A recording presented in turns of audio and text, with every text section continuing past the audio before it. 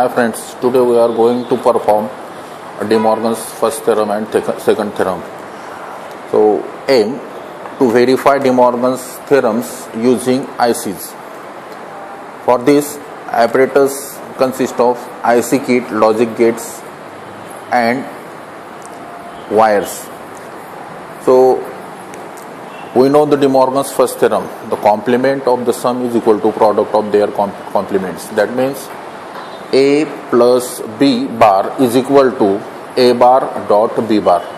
We can perform this experiment by mathematically or theoretically, and then we can perform this also in terms of practically. So dear friends, here is the logic circuit for De Morgan's first theorem. This NOR gate. OR gate is followed by NOT gate. We get the NOR gate. Here there are two inputs A and B. The output of these two inputs is A, Y is equal to A plus B bar is equal to, equivalent circuit is these A and B inputs. These two NOT gates are connected through these two inputs, and the terminal output of this NOT gate is connected to AND gate.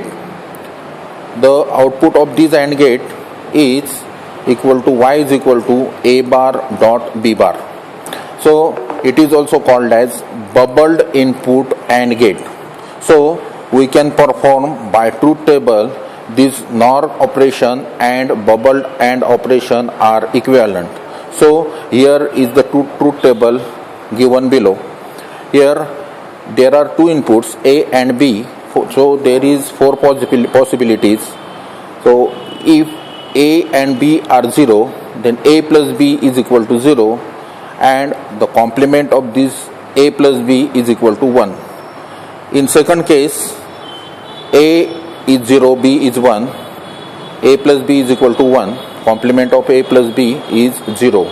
So in this way, all these following outputs are 0.